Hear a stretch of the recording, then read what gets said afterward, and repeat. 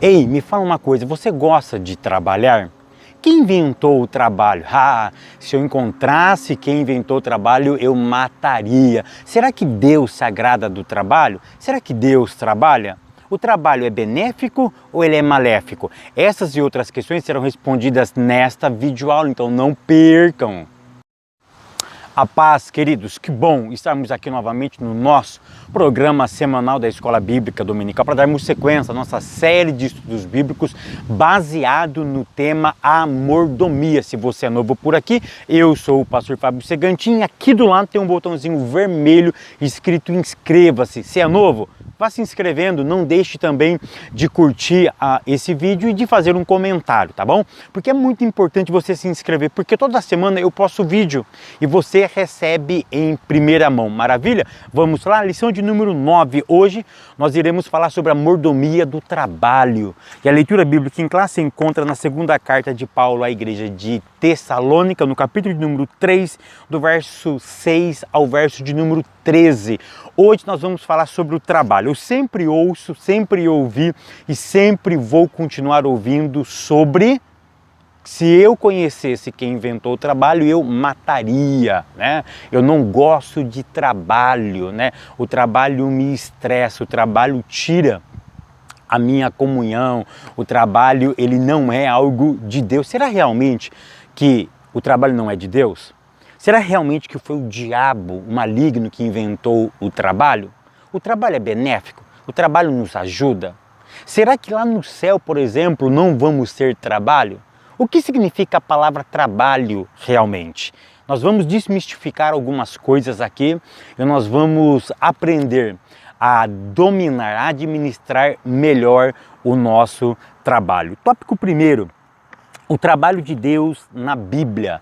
Olha que interessante, nesse primeiro tópico nós vamos analisar que o primeiro trabalhador, leva isso para a sua classe, o primeiro trabalhador foi quem? Foi o próprio Deus.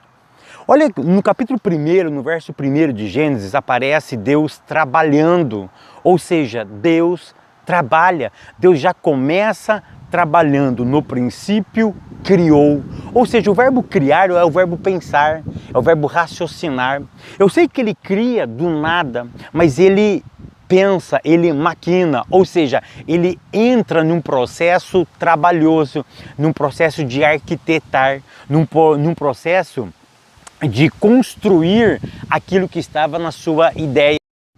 Então olha que interessante, Deus começa Gênesis capítulo 1 trabalhando. Por quê? Para você tirar algo da cabeça e colocar em execução, você precisa de trabalho. Então olha que interessante, ponto 1, o trabalho de Deus na criação do universo. Aqui eu quero extrair 2 princípios e pretendo que vocês levem isso para a classe de vocês. Hoje eu estou num ambiente diferente, porque aqui a nossa igreja está em um camping e eu aproveitei essa oportunidade para fazer essa gravação aqui. Então vai estar um pouco ventando aí, mas acredito que vai ser muito proveitoso este momento. Então no tópico primeiro eu quero tirar 2 princípios. O primeiro princípio: Deus se revela trabalhando. Esse princípio é muito interessante, ele se revela trabalhando, ou seja, Deus não é um ser ocioso, um ser que, mesmo sendo todo poderoso, ele fica inerte, ele fica inoperante. Ou seja, o primeiro princípio que eu aprendo: Deus se revela trabalhando. O segundo princípio é: Deus estabelece o princípio do descanso. Ou seja, eu tenho que trabalhar, mas eu preciso descansar. Ou seja, a prática do descanso ela é bíblica. Eu vejo aqui na América um princípio não bíblico. Aqui você trabalha de segunda a segunda. Aqui não tem tempo de, se você quiser, é claro, trabalhar de segunda a segunda, você trabalha. Ou seja, a ordem aqui é trabalho, é trabalho, é trabalho, é trabalho, principalmente para os imigrantes, ou seja, o trabalho acaba sendo algo excessivo e aí rouba o princípio bíblico, o princípio do descanso, tá? Pode ver que Deus trabalha, mas ele descansa para mostrar para mim e para você que precisamos ter o princípio do descanso, porque o princípio do descanso é o momento que eu fico com a família, de eu repor as minhas energias, de eu recalcular aquilo que eu tenho que fazer. Ponto 2, o trabalho de Deus na criação criação do homem. Olha que interessante, quando Deus vai criar o homem, Ele cria o universo, agora Ele está criando o homem. Eu vou voltar a repetir uma expressão que eu sempre gosto de fazer, é quando Deus formou o homem. O verbo formar aqui é planejar, é arquitetar, é organizar, ou seja, o homem não foi produto do acaso. O homem não foi confeccionado às pressas. Deus, entre aspas, Ele investiu tempo confeccionando meus cílios, os meus olhos. Ele demorou tempo, ou seja, Ele investiu tempo fazendo as minhas veias, as minhas artérias. Isso mostra o quê? Um trabalho. Isso mostra o quê? Algo organizado e planejado, ou seja, existe o que Deus começa Gênesis trabalhando, Ele se revela trabalhando. Ponto 3, Deus continua a trabalhar. Olha que interessante, Jesus disse em João capítulo 15, verso 17 o seguinte: meu Pai trabalha até agora e eu trabalho também. Deixa eu fazer uma pergunta, o que Deus está fazendo agora? Deus trabalha? O que é? Ou se Ele está criando coisas? Não. O conceito aqui que Jesus queria dizer é o seguinte: esse verbo trabalhar aqui é dar manutenção na sua criação. Ou seja, o pecado vai deformando aquilo que Ele criou. Então o que Ele vai fazendo? Ele vai mantendo as coisas no lugar. Ou seja, o pecado seria o defeito, tá? Ou seja, a máquina foi criada, aí existe um defeito. Por ela estar operando, ela vai desgastando e ela vai o quê? Quebrando. Deus vai trabalhando na sua criação. O que é isso? Então, Ele vai mantendo. É a manutenção que o Eterno faz. Ou seja, o cuidado que Ele tem comigo e com você é um trabalho de gerenciamento de hoje aproximadamente 7 bilhões de pessoas. Imagina esses 7 bilhões se 1 bilhão for crente. Ou seja, o trabalho de Deus com esses servos. Ou seja, então é isso, na criação Ele está mantendo, tá? Ele está conservando aquilo que Ele criou, tá? Ele está preservando. Para nós é o cuidado que Ele tem conosco. Tópico 2, a Bíblia e a mordomia do trabalho. Ponto 1. O homem foi criado para o trabalho. Aqui eu quero mostrar 2 princípios para vocês. O primeiro princípio é o que significa a palavra trabalho. Querido, presta atenção. Trabalho é aquilo que me completa. O trabalho é aquilo que me satisfaz. Todo ser humano deveria fazer aquilo que lhe completa. Porque tem pessoas que estão desenvolvendo atividades que não lhe completa. Ele faz isso por necessidade e às vezes faz isso apenas por dinheiro. Mas o que ele faz, ele não se completa. Aí nas horas vagas ele vai fazer aquilo que lhe completa. Mas às vezes eu não posso fazer aquilo que me completa. Por quê? Porque não sou muito bem remunerado. A outra atividade que eu não gosto ou que não me satisfaz, que não me completa, ela me remunera melhor. Então olha que interessante, a palavra trabalho, uma das explicações dela é isso, é aquilo que me completa, ou seja, o trabalho foi feito para completar o homem, por isso que o trabalho ele é benéfico. Ponto 2, a segunda ideia aqui, tá? O homem foi criado para o trabalho. Deus não gosta de um homem preguiçoso. Por quê? Ele começou trabalhando e ele trabalha até os dias de hoje. Então a preguiça não faz parte do vocabulário, não faz parte do eterno. Ou seja, esse atributo, vamos dizer assim, da preguiça não é incompatível ao Criador. Ok? Maravilha? Ponto 2. O trabalho antes da queda. O trabalho antes da queda ele era prazeroso. Ele dava satisfação para o ser humano. Ele não trazia cansaço. Ou seja, o trabalho antes da queda ele cumpria realmente o seu papel criador do eterno. Após a queda, o que o trabalho trouxe após a queda? Cansaço. Tem dia que eu chego em casa morto, porque eu levanto às 5 da manhã e volto por volta das 7, 8, 9, 10 horas da noite, a gente volta morto, a gente volta cansado. Isso é herança do quê? Do pecado. Ou seja, o trabalho na sua originalidade não trazia isso. Foi o pecado que deformou aquilo que Deus tinha planejado para o ser humano. Então o trabalho após a queda, ele produz medo, ele produz cansaço. Depois da queda, a Bíblia diz que a ecologia foi mudada. E a expressão aqui usada é: maldita é a terra por tua causa. Ou seja, ele olhou para Adão e disse: Adão, porque você pecou, a terra vai ser amaldiçoada. O que significa isso? Então quer dizer que hoje, onde nós estamos é maldito? Querido, presta atenção no princípio que eu vou ensinar aqui para vocês. A terra, ela é maldita em que aspecto? Na sua produtividade, ou seja, ela não vai produzir mais 100%. Ela não vai atingir mais o seu clímax, ou seja, ela não vai atingir mais a sua totalidade. Ou seja, essa maldição aqui é na sua produtividade. A produtividade dela vai ser menor. Então, esse menor produzir não na sua capacidade máxima, o autor entendeu que isso é uma maldição porque ele não cumpre mais o seu papel. Se a terra não cumpre mais o seu papel, então ela é amaldiçoada. É nesse o conceito, ok? Porque a Bíblia diz que a terra é do Senhor. A Bíblia diz que esse lugar aqui é habitável, ele foi construído para mim e para você. Então a expressão maldita simboliza o que aqui?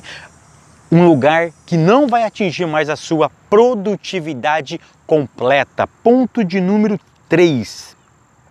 Já falei que o trabalho ele vai se tornar algo desgastante. Tópico 3, princípios cristãos para o trabalho. Ponto 1, o trabalho deve ser com o suor do seu rosto. Qual é o princípio aqui? Eu devo ganhar o meu próprio trabalho com o meu próprio suor, entendendo que esse suor tem que ser digno, porque bandido também ganha dinheiro. Ele trabalha. A expressão suor não é cair o suor do seu rosto, mas é um desgaste físico que você tem. Pode ser um desgaste físico ou mental, tá? Um engenheiro, por exemplo, não tem um desgaste físico, mas tem um desgaste mental.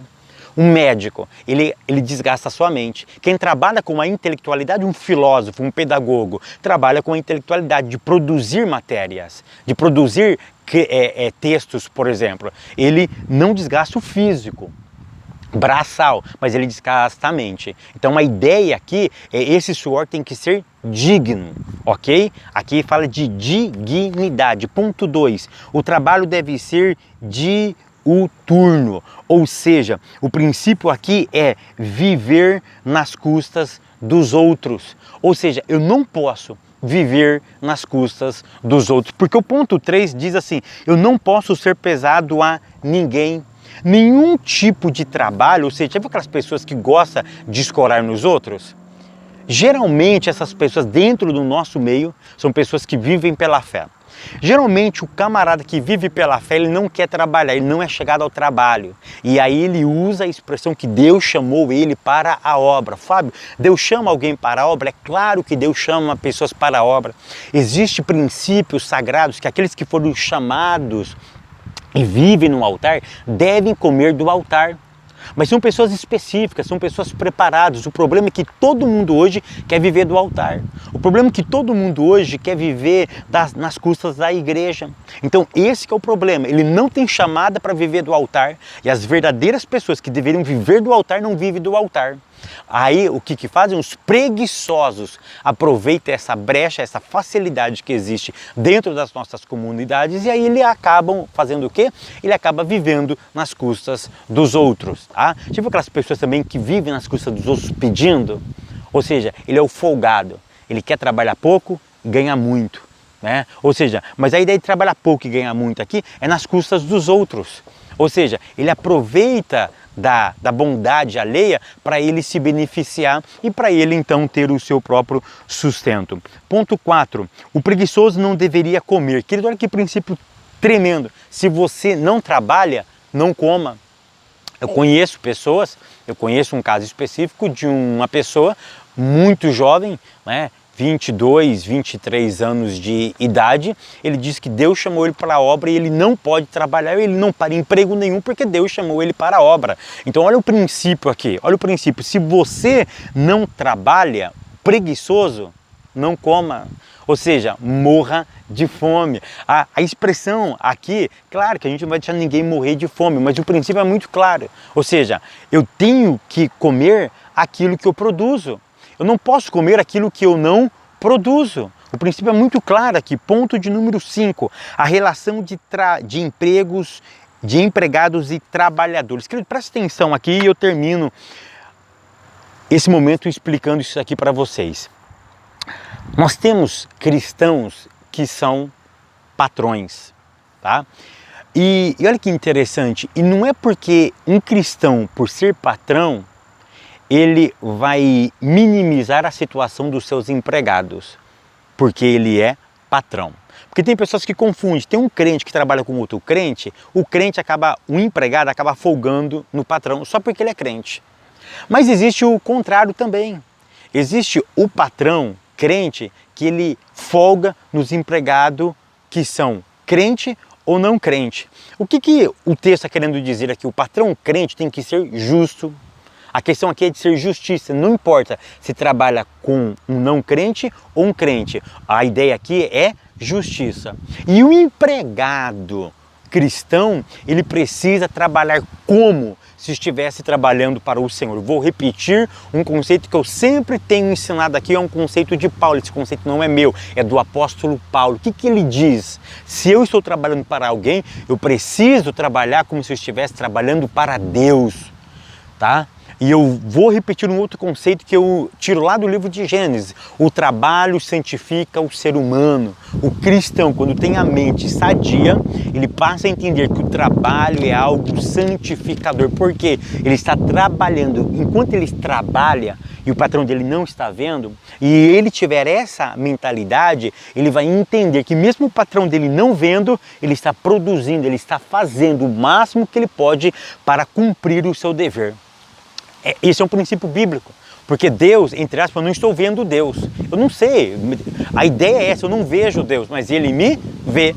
Como Deus não é um ser visível para eu ver, às vezes eu faço coisas que eu acho que Ele não está vendo, porque não tem a presença física, materializada dEle. Então o princípio de Gênesis, de Paulo é muito claro aqui, eu devo trabalhar como se eu estivesse trabalhando para o Senhor. Que o Eterno continue abençoando a tua vida, a tua casa, o teu ministério, o teu trabalho, as tuas finanças. E até semana que vem, querendo Deus.